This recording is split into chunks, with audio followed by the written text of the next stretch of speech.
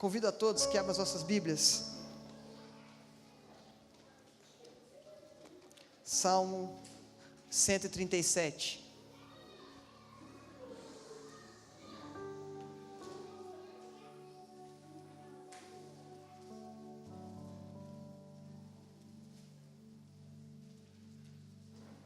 Salmo 137.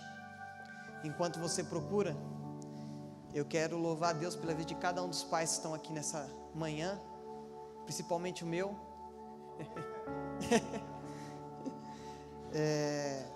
Parabenizar, como eu disse aqui nesse momento que nós fizemos com as crianças, a responsabilidade do pai. Essa é a figura do Pai eterno na vida dos filhos. É espelhar o coração de Deus para os filhos. É dar o exemplo de Deus, que não amou somente mas amou o mundo de tal maneira que deu o seu Filho, para que todo aquele que nele crê não pereça, mas tivesse a vida eterna. Eu parabenizo vocês porque a mãe é mais fácil, né? Mãe, Dia das Mães, as crianças são mais, né? Os pais às vezes ficam meio esquecidos, né? Às vezes vem a meia, vem o lenço. Não, Lê? O Lê riu ali. E o interessante é que Jesus, ele teve um homem na vida dele que poderia ter virado as costas para Maria, porque José, ele queria deixar que Maria não fosse envergonhada, então ele planejou fugir para que a imagem de Maria fosse preservada. Mas um anjo apareceu para José e disse o propósito que tinha naquilo que Maria estava gerando, naquele que Maria estava gerando. E ele voltou, e mesmo sabendo que não era o filho biológico dele, que era um filho que ele escolheu adotar, o interessante é que Jesus não aprende o ofício de Maria, Jesus aprende o ofício de José. José era carpinteiro, Jesus era carpinteiro. E é interessante que o pai ele vai passar sempre alguma coisa para o filho. Eu não vejo José deixando uma herança, até porque que José, quando foi apresentar Jesus, ele apresentou Jesus com 2 rolinhas, e não com cordeiro. O poder aquisitivo de José não era grande. José não deixou uma herança para o filho, mas José compartilhou tudo aquilo que ele tinha com o filho. E Jesus enquanto criança, Jesus enquanto adolescente, Jesus enquanto jovem, foi instruído por José. E eu quero parabenizar, porque vocês são responsáveis pela próxima geração. Vocês são responsáveis por aquilo que o Senhor está fazendo. E não se esqueça, não se preocupe, primeiro, em deixar uma herança. Porque muitas das vezes nós passamos as nossas vidas inteiras e procurando. Eu vou deixar um apartamento na praia, eu vou deixar uma casa mobiliada, eu vou deixar isso, vou deixar 2 carros. Isso é herança. Só que a herança sem um coração, ela acaba se perdendo. O carro é vendido, a empresa que o pai deixou para o filho, você pode ver que a maioria das empresas que fecham, que são familiares, são depois que o pai morre. Porque muitas das vezes deixou uma herança, mas não deixou o coração. Que vocês que já são pais e vocês que ainda vão ser pais, pensem nisso. O mais importante não é a herança que você deixa, mas o exemplo e o coração que você deixa, o legado que você deixa. Porque uma herança sem coração, ela se perde. Mas um coração sem herança, ele tem a porção no Senhor, e tudo que nós precisamos vem do Senhor. E quando nós entendemos isso, nós não vamos nos mover para deixar para os nossos filhos bens materiais. Não estou falando que isso é pecado, mas nós não devemos nos mover por isso. Mas quando nós participarmos do nosso coração com os nossos filhos, quando nós compartilharmos o nosso coração com os nossos filhos, eles vão ter o caráter de Cristo, porque você teve o caráter de Cristo.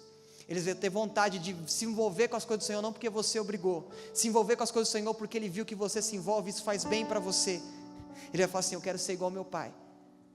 Muitos não vão seguir a mesma profissão que vocês, porque é natural. A inclinação de um é para uma área, a inclinação de outra é para outra. Mas o importante é que vocês contribuam para que tudo coopere para o bem na vida deles, amém? Esse é o desejo do meu coração com os pais, para os pais. Versículo 1: Diz assim: junto aos rios da Babilônia, nos assentamos e choramos, com saudade de Sião.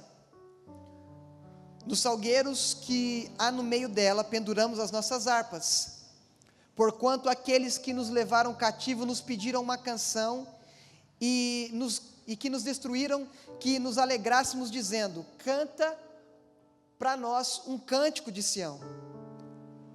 Mas como entoaremos o cântico do Senhor em uma terra estranha? Amém?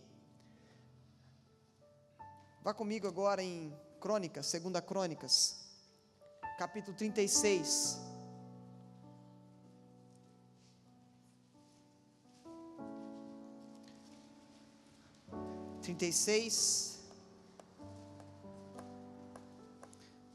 Verso 20.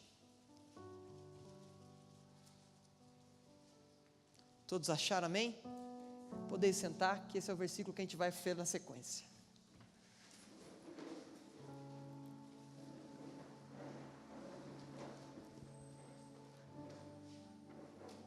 Quando nós vemos essa palavra, e é uma palavra que eu inclusive já ministrei em uma outra ocasião, já falei no estudo, e eu estava numa conferência ali em Taubaté,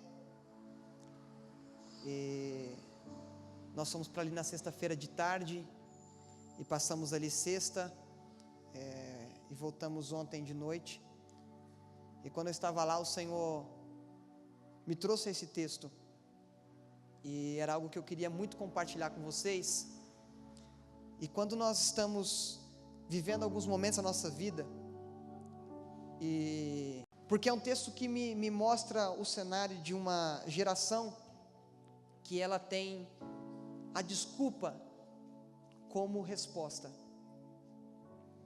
a desculpa como o que eu ofereço para quando eu sou questionado. Por exemplo, nós vemos aqui que tem uma multidão sentada junto aos rios da Babilônia, e como eu sempre digo, eu gosto de, quando eu leio a palavra, eu gosto de, quando eu estudo a palavra, eu imaginar o cenário. Eu tenho costume de, eu acho que é coisa de criança isso, mas eu tenho costume de olhar para a história e começar a imaginar os personagens, eu assisti a Cabana e eu falei assim, mas eu imaginava Jesus diferente. Eu imaginava o Espírito Santo, mesmo que eu li a Cabana, o livro, eu imaginava o Espírito Santo diferente também, né?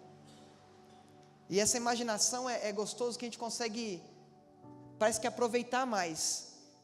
E eu vejo a multidão sentada, e não eram pouquinhas pessoas, porque nesse momento aqui na Babilônia, já todos que foram levados cativos para a Babilônia, quando Nabucodonosor veio até Israel, todos que foram levados cativos, já estavam na Babilônia. A Babilônia saqueou Israel, Jerusalém, por 3 vezes. Ela veio, levou um pouco do povo, depois levou mais a segunda remessa, a terceira remessa. Eles já estavam todos na Babilônia, já estavam habitando na Babilônia. E o interessante é que o salmista, quando escreve a epígrafe, o título do salmo é Saudade da Pátria. Esse povo que estava lá, eles estavam junto aos rios da Babilônia, ou seja, já mostrou a localização geográfica que eles estavam. E eles estavam perto de uma plantação de salgueiro. E o interessante é que a árvore salgueiro, ela chega mais ou menos a 15 metros de altura. E ela cresce constantemente até chegar aos 15 metros de altura. E interessante que eles estão sentados junto aos rios da Babilônia, nos assentamos, e aí tem um paralelo aí, fala, e chorando. Nos assentamos e choramos, e aí mostra, por que eu estou chorando? Porque eu estou com saudade de Sião. Aí eles estão dizendo, eu estou sentado com saudade, e aí eu imagino, né?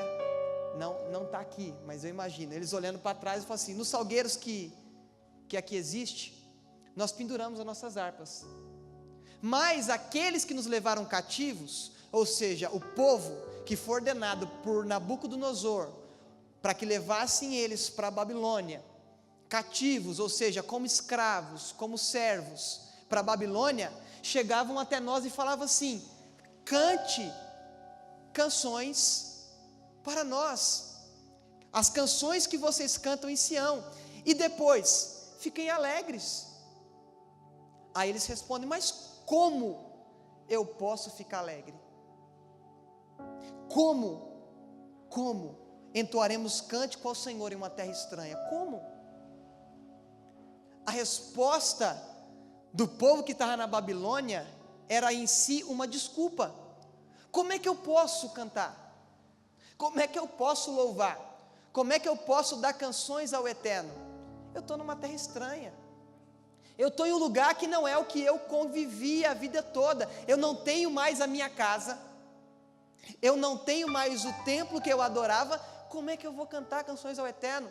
A desculpa sempre vai acompanhar aqueles que estão desalinhados ao propósito. A desculpa vai sempre estar latente naqueles que estão desalinhados àquilo que o Senhor está fazendo. Porque parece que tem pessoas que estão em um ambiente e não permitem que o ambiente seja restaurado, não permitem que o ambiente seja reconstruído. Vamos fazer um cenário prático aqui. Eu sei que tem pessoas aqui que moram no Itaim, pessoas que moram em Itaquá, pessoas que moram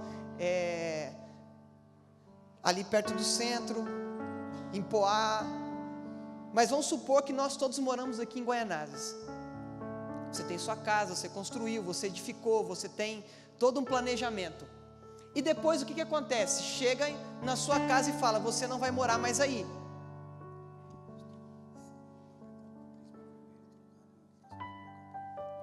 Proprietário do Prisma Vermelho, alguém que tiver com Prisma Vermelho, falou que está estacionado em um lugar ali que precisa de dar uma rezinha, dar uma manobrada. Se alguém aqui tiver um Prisma Vermelho, você foi sorteado para ir alguns minutos ali e depois voltar para cá. Dou-lhe uma, dou-lhe duas, dou-lhe três, não é daqui. Voltemos. Onde que eu parei? Não, no Prisma.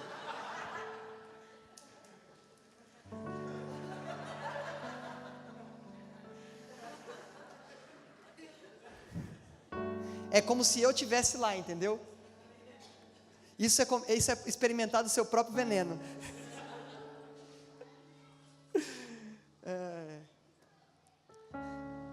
Essa galera que está lá, ela está tão acostumada. E voltando, lembrei, recapitulei. Eles estão, é como se a gente tivesse chegado na nossa casa, voltei, lembrei. A nossa casa, chegasse você e falasse, você não pode mais morar aí. Ah, mas eu paguei por essa casa. Mas eu tenho direito sobre isso, eu tenho aqui a escritura, eu tenho aqui o contrato de compra e venda, é minha. Você não pode mais morar aí, porque você vai ter que ir comigo para a Babilônia. Aí você fala, mas domingo tem culto. Não, o templo lá que você congrega já está destruído já. Não vai rolar. Ah, mas, gente, tinha um trabalho pro dia dos pais lá que as crianças vão apresentar. Vai ser lá na Babilônia, não vai ser mais em Guaianazes. Ah, mas e o meu carro? O seu carro agora é propriedade da Babilônia, você não tem mais carro, você vai ter que ir a pé até a Babilônia. E você vai ter que ser escoltado, para que você não fuja. A gente só vai deixar na Babilônia, quem não tem recurso. Você que tem a sua casa, você vai ter que ir para a Babilônia. E agora eu chego na Babilônia, aí eu te pergunto, a pessoa mudou porque saiu de Jerusalém para a Babilônia? Ela não continua sendo a mesma pessoa? Ela não continua tendo a mesma quantidade de cabelo que tinha? Não continua tendo a mesma fisionomia que tinha? Não continua tendo a mesma voz que tinha? Não continua tendo o mesmo coração batendo que batia em Jerusalém? Mas por que quando eu chego na Babilônia eu falo, eu não tenho mais casa, eu não tenho mais lugar de adoração, eu não tenho mais como fazer, eu não tenho como ficar alegre, porque a minha alegria está presa na minha casa, a minha alegria está presa ao templo que eu adorava, a minha adoração está condicionada a 4 paredes. Era isso que eles estavam dizendo. Mas quando nós estamos na presença do Senhor, não importa o lugar que eu esteja, porque eu não vivo por circunstâncias, eu vivo pela presença dEle, e não importa o ambiente que eu estou inserido. Abre comigo aí em Abacuque, não está no contexto, mas vamos para Abacuque.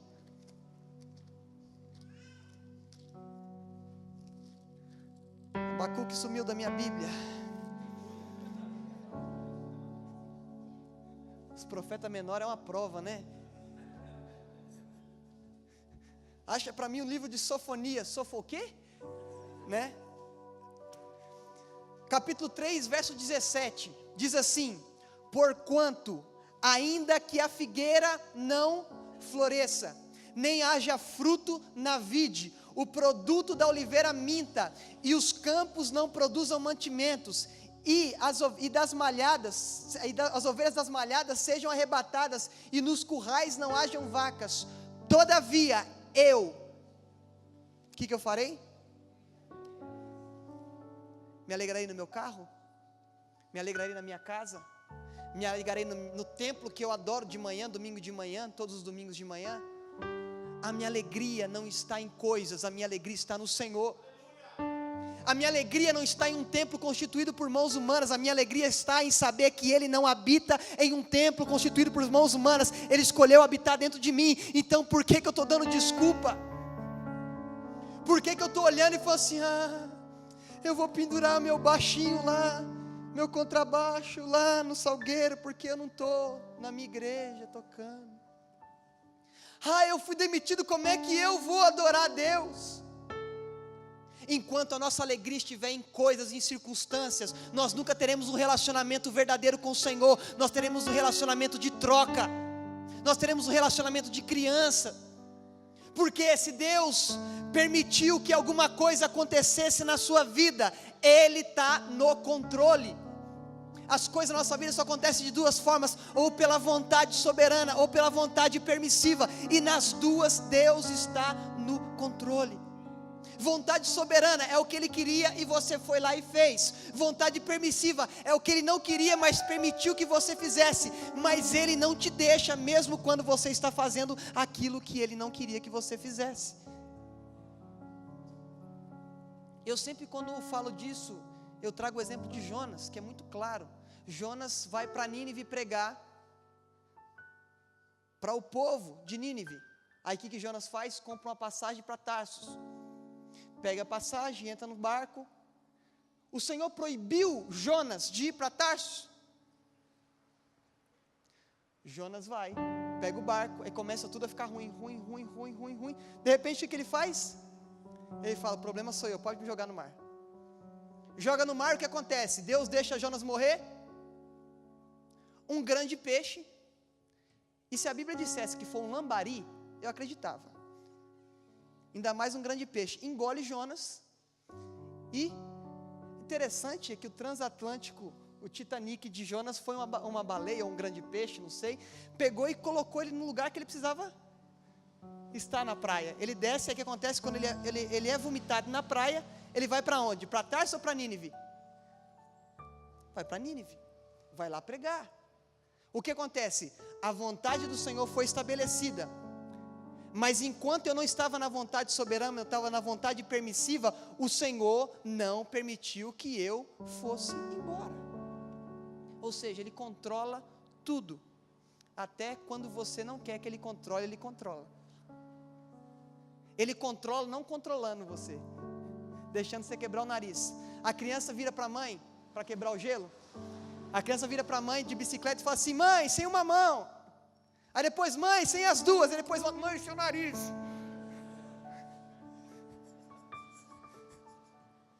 É assim que Deus faz. Por quê? Vai voltar para onde? Vai voltar para o pai, para a mãe. Vai falar assim, olha, deu ruim aqui. O que acontece? Deus deixa, porque Ele sabe que você vai voltar para Ele. O pai do filho pródigo proibiu ele de pegar a herança? Deixou. Ele voltou para onde? Para o pai. Nós temos que entender que a nossa alegria não pode estar em pessoas. A nossa alegria não pode estar no cargo eclesiástico que eu tenho na igreja. A nossa alegria não pode estar no cargo que eu ocupo no meu trabalho, na faculdade em que eu estudo. A minha alegria tem que estar no Senhor. Porque esse Abacuque aqui, que está nesse contexto de pré-exílio e exílio da Babilônia, ele diz assim: Se você vê o Abacuque do capítulo 3, é um Abacuque que aceitou Jesus e ficou convertido. Mas o Abacuque do primeiro capítulo é o Abacuque assim: Senhor, até quando eu vou clamar e o Senhor não vai me responder? Abacuque diz assim: até quando eu vou clamar misericórdia, o Senhor vai fingir que não me escuta? Abacuque é um dos profetas mais cara de pau que eu conheço. É o único profeta que encosta o Senhor na parede. Aí Deus, sabe o que Deus faz? Deus fica quietinho. Deixa ele falar, fala. Aí depois Deus no capítulo 2 aperta Abacuque. Porque Abacuque achava inadmissível. Abacuque é um profeta que profetizou antes da Babilônia levar o povo. Ele viu o que ia acontecer e falou assim: Senhor, eu não acho justo uma nação que não é a nação que o Senhor escolheu, nos levar cativo para a Babilônia. Eu não aceito isso, Senhor. Aí o que Deus fala para ele? Ele fala assim: Abacuque, o justo viverá pela... Sabe quem fez o primeiro outdoor? Eu sou da área de comunicação visual. Sabe quem foi o primeiro cara que fez outdoor no mundo? Abacuque.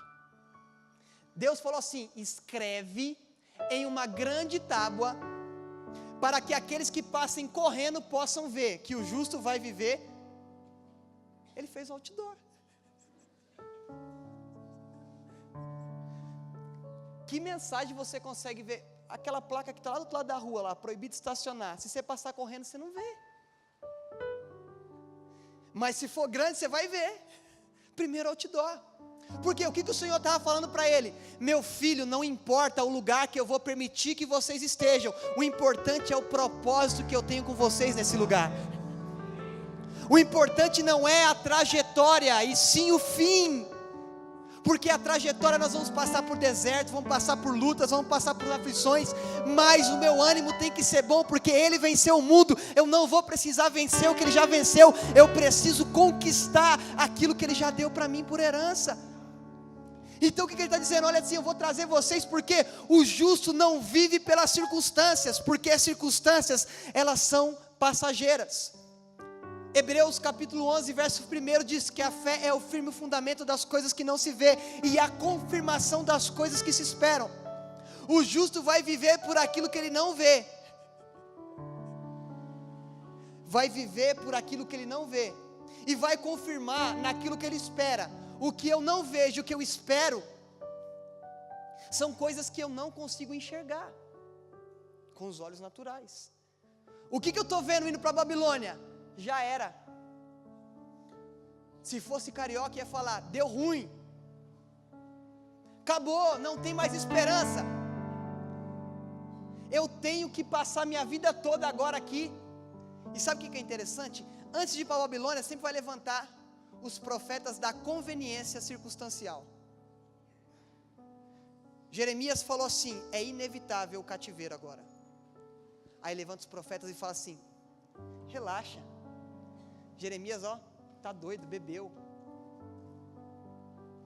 Não, filho, isso aí não é nada. Deus vai mudar essa situação. Deus vai entrar, declare agora. Eu declaro que... Profeta da conveniência. Chega no momento em que tudo está ruim, não tem nenhum contato com o eterno, e começa a profetizar coisas que não. Eis que te digo de mim mesmo. Mas Jeremias não mudou a palavra. Jeremias continuou falando: se sujeitem à Babilônia. A Babilônia é inevitável. Aí o povo o que fez? O que eu prefiro ouvir? Eu prefiro ouvir a palavra que me confronta, ou a palavra que passa a mãozinha na minha cabeça e fala: ô filhinho. Sabe aquela criança que vai na casa de alguém? A criança está subindo no armário que está a 2 metros de altura. O pai vira e fala assim: filhinho, desce daí. O menino está falando assim: eu sou Superman, vou pular daqui. Filho, não faz isso. Deus não é assim. Deus vai pegar esse menino e falar assim: menino, eu já não te falei que não é para subir aí. Porque Deus não é paternalista. Deus é pai. Deus não vai ficar preocupado com o que você vai sentir, porque Ele já sabe tudo que você sente. A gente fica preocupado: ai, o que vão pensar de mim? Se eu for com essa roupa, o que vão pensar de mim? Se eu for com a camiseta do São Paulo na fase que tal, o que vão pensar de mim? Mas eu sou insistente, no estudo passado eu vim. E estou intercedendo aqui, porque 11 horas ele está jogando contra o Cruzeiro no Morumbi. Ô prova, nunca pensei que ia passar por isso. Você viu? O que o Senhor estava falando para Abacuque? Abacuque, você tem que sair da superficialidade do relacionamento, porque a superficialidade vai nos levar a não ter maturidade nenhuma. O Senhor, Ele vai nos orientar e vai dizer assim: filho, eu não te chamei para isso. Eu achei interessante que nós estávamos ali com o Luiz Hermínio, e ele contou que o filho dele chegou com um boletim com as notas vermelhas, algumas notas vermelhas. Ele, em vez de chegar para o filho e falar assim: filho, o que é isso aqui? Ele pegou o boletim e falou assim: você não é isso aqui. Você não é isso aqui. Simplesmente isso. O que o Senhor está fazendo conosco nesses dias é pegar a forma que nós estamos vivendo e falar assim: você não é isso aqui só. Você não é só isso aqui. Eu te criei. Você foi gerado dentro de mim. Você não é só isso. Por que você está se contentando em só fazer isso? Por que você está se contentando em pendurar pano salgueiro? Por quê? Quem está preso no serviço, quando não tem lugar para o serviço, vai pendurar pano salgueiro. Quem está preso no templo, quando não tem templo, fala que eu não posso adorar. Quem está preso à casa, quando não tem casa, não adora. Quem está preso ao trabalho, quando não tem trabalho, eu não adoro. Quem está preso às circunstâncias sempre vai dar uma desculpa: eu não fiz porque, eu não fiz porque. Quantos receberam uma mensagem aqui questionando por que você não foi no domingo? Minha.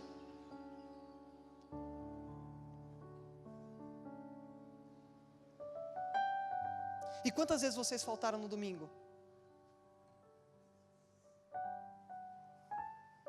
Não é comigo que você está se relacionando. Porque eu ia perguntar para você, porque você não foi na minha casa, que eu marquei com você, ou você não veio aqui em casa, a gente ia tomar um café, por que você não veio aqui? Mas aqui é um ambiente que não é comigo que vocês estão se relacionando, é com o Senhor. Porque se eu começar a cobrar, e vocês começarem a vir, vocês estão vindo porque vocês querem ou porque eu pedi? O nosso relacionamento com o Senhor não tem que ser porque alguém pediu, mas porque a palavra diz em Salmos: assim como a corça suspira pelas águas, assim a minha alma tem sede de ti. Não é como assim que o pastor que me mandou um WhatsApp me chama para o culto, assim tenho vontade de cultuar a ti. Não é, porque se eu fizer isso, eu vou te prender a esperar sempre algo de mim. Eu não fui porque ele não mandou mensagem, ele esqueceu de mim. Eu vou esquecer porque eu sou totalmente falível, eu sou errado, humano. Mas a palavra diz que até a mãe que ama muito o filho pode se esquecer, mas eu não me esquecerei de ti, porque eu tenho o seu nome gravado na palma da minha mão. Que palma da mão grande que ele tem, para caber todo o nome de todo mundo. E essa galera, eu penso numa galera tipo Sambódromo, sentada lá no rio da Babilônia chorando: não tenho templo, não vou tocar mais, não vou ser alegre, porque minha cidade está ruim. Ao que acontece nesse mesmo contexto, um rapaz de aproximadamente 17 anos, por volta de 17 anos foi quando ele foi tirado, assim como José, de Israel para a Babilônia. Ele chega lá, e Daniel foi um dos primeiros a chegar, porque ele fazia parte da nobreza, e a nobreza foi tirada primeiro de Jerusalém, de Judá. Ele chega, e junto com vários outros rapazes, é oferecido o melhor da Babilônia. Não foi bom prato, foi fogo de chão. Não foi arroz com ovo, para a gente trazer para o nosso dia, foi picanha. Colocou na frente dele e falou assim: olha, essa aqui é a porção do rei. A mesma porção do rei é a porção que eu vou te dar. Capítulo 1 de Daniel, verso 8 diz assim: e decidiu ou propôs no seu coração Daniel não se contaminar. Então a galera chorando lá, com saudade de Sião. Daniel tem a oportunidade de comer, de participar de uma gastronomia única, a do rei. Israel estava ruim das pernas financeiramente, não tinha recurso para comer aquilo que ele estava comendo. O que ele faz?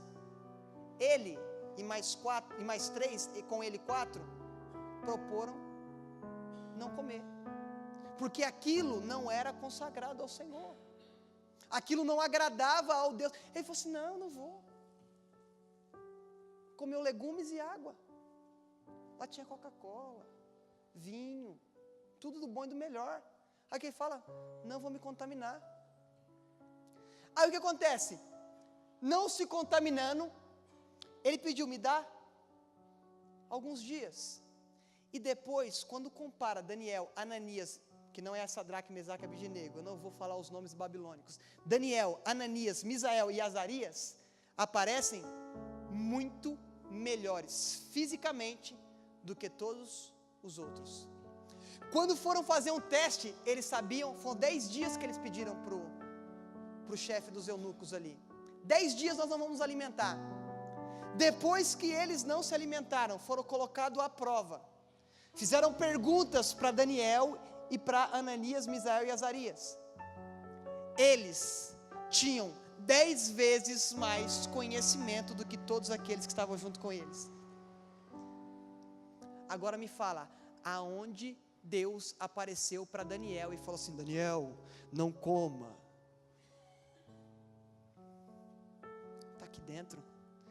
Guardei a tua palavra no meu coração para eu não pecar contra ti. Lâmpada para os meus pés é a tua palavra e luz para os meus caminhos. Eu não preciso que Deus fique toda hora: não faz, não faz, não faz, com a voz de Cid Moreira. Não, eu guardei a palavra, agora eu vivo a palavra. Eu não tenho que vir para a igreja para receber uma palavra somente, eu tenho que receber essa palavra e viver essa palavra, porque senão eu vou ser uma pessoa que vai ser entretida. E Deus não nos chamou para o entretenimento gospel. Chega de entretenimento gospel nos templos, nas igrejas. Deus nos chamou para ter um relacionamento com a palavra dEle e viver a palavra dEle. O que acontece? Destaque. Vão se destacando. Nabucodonosor coloca. Eu não vou entrar no Sadraque, Mesaque e Abednego aí, Ananias, Misael e Azarias, não vou. Daniel se destaca. Aqueles que vêm se destacar falam assim: poxa vida, esse cara chegou ontem aqui na Babilônia. Esse cara chegou ontem. Já está fazendo isso. Está na posição melhor do que a gente que mora na Babilônia. Ele é servo da Babilônia. Ele não nasceu na Babilônia. Como é que pode isso? Como é que pode? Não pode isso não, vamos arrumar alguma coisa aqui. Aí foram procurar, Márcio, alguma coisa que Daniel tinha feito em Jerusalém. Aí puxaram a ficha de Daniel em Jerusalém, nada consta. Aí não, ele já deve ter participado de algum esquema aqui na Babilônia, porque ele é político, né? Ainda bem que Daniel não morava no Brasil, né? Mas também ele conseguiria ser íntegro da mesma forma. Aí puxaram a ficha, nada na Babilônia também. Falei: o que a gente vai arranjar com esse cara, véio? Porque tinha uma galera que estava acostumada a dar desculpa para não fazer o que fazia em Jerusalém. Mas Daniel, o que acontece? 3 vezes ao dia ele abria a janela para a direção de Jerusalém e continuava o seu relacionamento com Deus da mesma forma que ele tinha antes. A galera vai dar desculpa e fala assim: não, a harpa no salgueiro, não vou tocar, não tenho alegria, não posso. Daniel, não muda. Aí o que acontece? Fala assim: não, então vamos pegar o negócio aqui, vamos pegar o rei no ego. vamos pegar um edital e vamos trazer para o rei, porque rei, homens que têm poder gostam de ser bajulados. Chega num pastor presidente aí, com um chequinho, coloca a mão na sua cabeça na hora, te consagra semideus. Homens poderosos gostam de poder, dinheiro, se movem por isso. Aí o que acontece?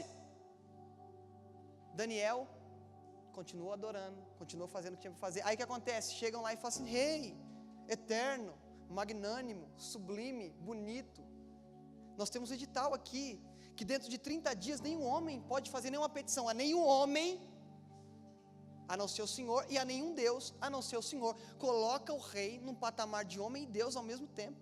Aí o rei fica todo, sou bom, já vai lá e sela com sinete, com anel dos medos persas, isso se torna irrevogável, não podia mais, por mais que ele quisesse, depois que ele selou, acabou.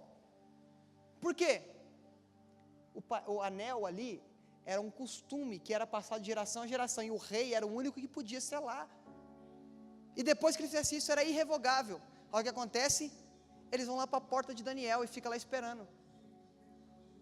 Daniel não vai continuar. O que acontece? Ele tem uma desculpa para não fazer o que ele tem que fazer, ele tem uma desculpa para dar, fala assim: não, hoje eu não vou abrir minha janela aqui, porque tem um edital aí, e o edital diz que quem fizer isso vai ser lançado numa cova de leões, então eu não vou fazer, eu não vou ficar de boa aqui, o Senhor sabe de todas as coisas, o Senhor conhece meu coração, o Senhor sabe que eu sou íntegro. Esse o Senhor conhece meu coração é desculpa. Glória a Deus lá em cima. Aí o que acontece? Daniel abre ou não abre? Porque eu não estou preso à circunstância. Paulo vai dizer assim: eu me gastarei e me deixarei gastar pelo Evangelho de Cristo. Daniel não estava preso, já perdeu casa, já não está no convívio dos pais, já estou numa terra estranha. Daniel já sabia o que ia perder, a vida era só mais uma coisa. A vida era só mais uma coisa. O que ele faz? Estou tranquilo, vou continuar adorando a Deus, vou continuar com o meu relacionamento com Deus, porque eu não vou preso nessas circunstâncias aqui, não vou ficar preso nessas circunstâncias. O que ele faz? Continua, o pessoal já corre. Aí olha o discurso: aquele que o Senhor ama, aquele que o Senhor colocou na posição elevada, está orando lá para o Deus dele. O Senhor não vai fazer nada não? Tem um edital aí. O interessante é que o rei não tem o que fazer e ele fica atordoado com aquilo. Daniel é lançado numa cova de leões famintos. Abre a cova, lança Daniel dentro. Se você for ver no texto, o rei, ele pega a tampa da cova e sela com o anel também, para que ninguém, sem a ordem dele, pudesse ter acesso à cova. Colocou Daniel dentro. Daniel, tranquilo, de boa, o rei volta para casa, e o rei perde o sono, perde a paciência, perde o controle, e Daniel está de boa dentro da cova. Quem está fora da cova não tem paz, e quem está dentro da cova está em paz. Como é que é isso? Eu não estou preso às circunstâncias, eu não estou preso ao cenário que está à minha volta. O que eu vivo é Cristo, o que eu vivo é o Senhor, e eu não vou estar preso a onde eu estou, por que eu estou preso a Ele. Eu escolhi viver para Ele, então não adianta me colocarem numa cova e querer que eu remeto a uma coisa que eu não sou. O que eu nasci para ser, Deus está olhando a gente em cada das nossas atitudes e fala assim: você é isso, ou você não é isso. Acabou, de manhã, 6 horas da manhã, o rei bate lá na porta, lá o rei, Daniel estava lá dormindo, tranquilo. Se era Daniel igual eu gosto de dormir até tarde. Aí o rei vai lá 6 horas da manhã: Daniel, por acaso o Deus a quem você serve te livrou da cova dos leões? Aí lá de dentro Daniel fala assim: vive, ó rei! O Deus a quem eu sirvo enviou um anjo e não permitiu que nenhum fio dos meus cabelos fossem tocados. O Deus a quem eu sirvo não permitiu que nada fisicamente acontecesse comigo. Abre a cova, tira Daniel, pega quem lançou Daniel na cova, joga. Antes de chegar no fundo da cova, os leões, por isso que eu falei que eram famintos, comem, esmigalham até os ossos. Está no texto de Daniel 6. Os ossos são esmigalhados antes de chegar no fundo da cova. Não tinha um leãozinho só lá dentro, lá eram vários leões. O leão não fez nada com Daniel, não é porque ele não estava com fome. Ah, estou de dieta hoje, vida fitness. Não, é porque o Senhor não permitiu que tocasse. A palavra nos diz no Salmo 91, verso 1: aquele que habita no esconderijo do Altíssimo, à sombra do Onipotente, ou fica, é o que? Atribulado? Fica atribulado? Fica triste? Descansa. Porque se eu estou debaixo, sombra é porque eu estou embaixo de alguém que é superior a mim, mais alto, melhor, maior do que eu estou debaixo da sombra do Onipotente, eu descanso. Aquele que habita no esconderijo do Altíssimo, eu não escolhi habitar na rua Carinhanha, número 85, eu escolhi habitar no Senhor. Se a rua Carinhanha, número 85, não for mais minha casa amanhã, eu não vou mudar o lugar em que eu moro no Senhor, eu descanso no Senhor. Uma multidão dá desculpa, um jovem dá testemunho. Uma multidão de pessoas fala: não faço mais, porque eu estou numa terra estranha, porque eu não tenho um templo, porque... Um jovem desafiado pela morte, eles estavam vivos. A Babilônia deixava até fazer a lojinha no quintal. A Babilônia deixava até ter um comércio. A Babilônia comerciava com os judeus que estavam lá. Ou seja, eles receberam uma porção de terra, eles receberam um lugar para construir, eles receberam um lugar para possuir ali, um lugar para que tivesse um sustento. Eles tinham uma liberdade mesmo no cativeiro. Mas o que acontece? Eu não vou fazer, o Senhor não me ama mais. Daniel, ele dá um testemunho, porque maturidade não está ligada à idade, maturidade está ligado ao discernimento que eu tenho. Porque tem pessoas que vão ter 80 anos e não tem maturidade ainda, são velhos, não são idosos. Porque tem velho também de 15 anos, tem pessoas que já são velhas novo, de idade. O idoso é que tem bastante dias, o velho é porque já está rançoso, ruim. Você pode colher uma fruta no pé, você vai ver que tem uma que estraga primeiro que a outra, porque ficou velho. E foram tirados do pé na mesma época. Tem pessoas que estão vivendo um relacionamento com Deus, mas ainda são velhos. Porque Deus não coloca vinho novo em odre velho, Deus coloca vinho novo em odre novo. Se eu não renovar a minha mente, eu vou sempre ser uma pessoa velha, uma pessoa chata de andar. Porque já sabe de tudo, já viveu tudo, não tem que aprender nada. Quando Daniel sai da cova, o que acontece? Outro edital agora. Todos que estão debaixo, sob o controle da Babilônia, vão adorar o Deus de Nabucodonosor, o Deus daquele jovem Daniel. Uma pessoa dando testemunho consegue atingir muito mais do que a multidão dando desculpa. É sempre maior a proporção de pessoas que se relacionam com Deus para dar desculpa e falam assim: Senhor, eu não fui na tua casa por causa disso, por causa daquilo. Como se Deus precisasse que você fosse na casa que foi constituída para um templo de adoração. Como se Ele precisasse que você fosse. Ele não precisa que você venha adorar Ele, você que precisa adorar Ele para ficar parecido com Ele. Deus não quer a nossa desculpa. Deus não aceita desculpa. Porque Ele sabe quem você é. Você está dando a desculpa, Ele está falando assim: você não é isso.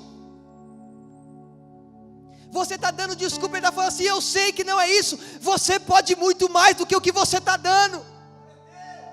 Ah, mas eu estou sendo perseguido no trabalho. Daniel foi lançado numa cova de leões, não foi numa cova de gatinhos adestrados.